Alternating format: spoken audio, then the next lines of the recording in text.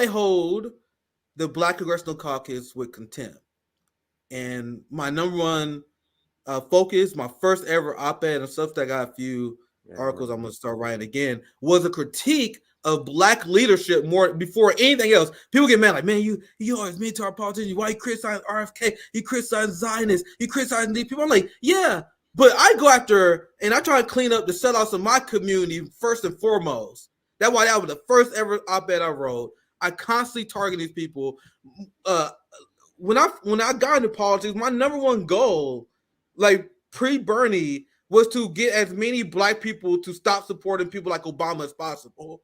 Like, and everyone know me as, oh, man, he's the Black guy, don't like Obama, and it feels good personally because I was vindicated by so many from so many people who now don't like Obama. Now they're like, man, the nigga had a point back then. You know what I mean? The Black Congressional Caucus, they team up with our empire and the capitalist class to oppress us. The civil rights movement was left undone. What the capitalists did was adjust to the outrage and allow the most spineless sellouts among us a seat at the table, and they called it civil rights.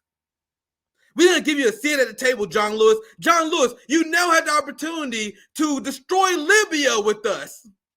You want to help Barack Obama and other Black oligarchs destroy Libya? Yeah, we got civil rights now. Bullshit. I hurt people's feelings because people look up to the civil rights movement. They praise the civil rights movement. Yeah. I'm like, what the fuck do you guys do? And that's a serious question. The Black income inequality is worse right now than it was back then. We got a militarized police state beating the fucking killing out of us the same way they did back then. But you guys are now part of the empire, lecturing us, oppressing us, supporting competition and other stuff, and now you guys think we're liberated. Now, Jasmine Crockett, who has been a superstar lately among liberals because she proved herself to be a loyal tap dancing servant to white supremacist neoliberals like Joe Biden. And she was always pretty well known ever since she was elected because she was young, relatively pretty, part of the new generation that got elected. But she rose to stardom during the Trump trials and during the Trump hearings, because she was here to tell you, and we did a segment about this a few months ago. I don't know how many people remember this. She will use our dialect. She will use the way the Black working class speaks, even though she's not one of us. She's a lawyer. She's a part of the Black bourgeoisie, but she adopts the way we speak to sell liberal bullshit. So she's like, oh, hell no, we're not going to investigate Hunter Biden, not in my house. And white liberals loved it. Ever since that tap dance, she's been a star to the point where they bring her Black ass on to explain what the hell's going on with these posts, CJ. So this is some funny shit right here. I seen this. Yeah, this is a perfect transition for our last segment. So here's Jasmine Crockett telling her white liberal friends in her constituency, the suburbanites that she loves, that the reason why Black people are not supporting Democrats anymore are because we're essentially fucking stupid. We're stupid emotional monkeys. That's essentially what she's saying here. Here's the deal. Perception is reality. And so when you look at the data that was provided in this poll, it talks about how people feel. And when people decide whether they're going to the poll or whether they're not going to the poll, it's all about how you feel in that moment. And so while the facts may not align with their feelings are dictating their reality. Their reality is that they said that they feel better or they felt better when Trump was in office. But we've been trying to push back. We've got some very popular African-American artists that are out here saying things like, oh, I got checks when Trump was in office. I want those checks again, not understanding that really came from Congress. So we've got a couple of things, the perception issue, and then we also have an issue as it relates to civics in this country and people not understanding exactly how any of this works. We're dumb, CJ. We rule by our emotions. We are too dumb. We don't know what the civics are. We don't know the branches of the government. We don't know how our government. We're just dumb emotional animals who just react on our emotions. And not because we see Joe Biden funding our police state more, and not that we see them funding the genocide more, and not because our economic situation is worse than it was at the height of the civil rights movement. No, we just dumb monkeys who don't understand how government works. And this is what Facts they got. Go ahead, CJ. No, I was just gonna say, when she says our feelings don't align with the facts. Our feelings that the economy is terrible. That is our feelings. Isn't it a fact that inflation is up and all prices of air? I'm trying to look at it from her point of view, just trying to establish if her point of view has any weight. And what is she talking about? There's inflation numbers. What are you talking about? So, and she's a lawyer. So when I add that together, Nick, this tells me this isn't a duped Negro servant. This is where is the contract? Where's the Negro contract? Show me me the money right now. This is the one who wants it. That's who this is. There's no way. There's no way. Bro, she's the future of the Democratic Party. Like, bro, she is a superstar. And as many tweets as I can show people mocking this absurd point of view that the black people don't like Democrats because we're too dumb and we don't know how government works.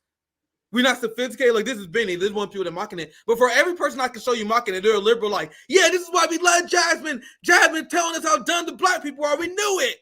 You guys see how liberals and Democrats, they use the same tricks Republicans use. This is their Candace Owens. You know how Republicans recruit Candace Owens to tell white Republicans stuff that make them feel good? She does the same thing for white liberals. And they don't realize it. So for every one tweet I can show you guys criticizing, I just look at the tab. I can find you liberals praising her for this too. So here's one that's because Nick. It's all about how you say it. Because like you said, this is Candace Owens. What's the difference in Candace Owens saying black people keep voting for Democrats because they're dumb as fuck and they're poor. They don't know what to do. What's the difference in what she said? She's using less sugar-coated language to say the same thing. Isn't that the same thing they're saying about Donald Trump and Joe Biden?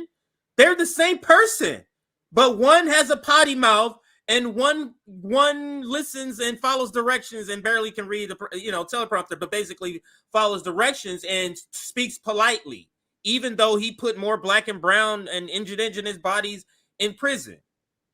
It's all about the frosting. It's all about the frosting. It's not at all about the meat or the cake. But go ahead. Yeah, you guys see some of the reactions. I don't know who Wendy is. Who is that? Yeah, she's MAGA. But this is like what anyone would say. That's my reaction to seeing that. Congresswoman Jasmine Crockett just called the black population stupid. That's what she did. Wendy's MAGA, I'm a fucking communist, but everyone can see that. That's, oh, they don't know how civics, they rule by their emotions, they're not factual. Absurd. And this is a tweet I heard earlier. Congresswoman Jasmine Crockett says black voters aren't supporting Joe Biden as enthusiastically because feelings are dictating their reality. Man, imagine if Candace Owens or anyone on the right said that. Yeah. You know how liberals will react? Then they aren't understanding exactly how any of this works. So scrolling through some of these tweets, CJ, there are right wingers that calling this out because they're like, don't you guys say we do this? So right wingers are calling the hypocrisy out. They're like, don't you guys criticize us for doing this? So this is the last tweet I show on this segment. It was a good transition from our last one, and we can get to the massive Palestine protest. Here's Sabby Sabs, the brilliant, amazing Sabby. She said, I knew Jasmine was a fraud when she ran for office. We all did. She already running cover for Biden and essentially calling black people stupid. So you have me who agree, Sabby who agree, and you have people on the right. Anyone who's not a liberal, colonized mind, hear what she says. And she is telling white liberals that, no, you're doing okay. You're doing just fine. It's just, my people are so dumb. God damn it. And so, no, I'll get them in line. We just got to do some more work. We're going to hit the street and we're going to help propagandize our people some more. I had nothing but contempt for these people. These are the same people who sold our people out to Cop City. These are the same people who sold our empire to the police state. They constantly doing apologetics for this neoliberal party. There was outrage about about ICE and how Haitians were treated under Donald Trump. And then Biden deported more Haitians in 1 year than Trump did his entire office. Now they're not mentioning it at all. Now that malicious hypocrisy. You know what I mean? Like there are people that have like hypocrisy they haven't checked. You know, we constantly have ideological consistencies we try and check. You may accidentally be hypocritical or something, but that's malicious. Like there's a difference, guys, and we gotta know to spot the difference. Like there's innocent, you didn't think this through hypocrisy, and then there's you're being outright malicious. Like you was upset about the ICE situation, you was upset about war, you was upset about that with Trump, and now you're apologizing about it with Biden. That's malicious hypocrisy, where you know exactly what you're doing. They always can find people like this. It's just amazing to me. You would thinking, okay, looks like we're, once Al Sharpton's done, that's it. And then they grow a Hakeem Jeffries. Then they grow a Stacey. Stacey Abrams was one of the ones that came out of the blue to me. Like I didn't hear about her until that last time they was trying to act like she was going to win. I never even heard about her.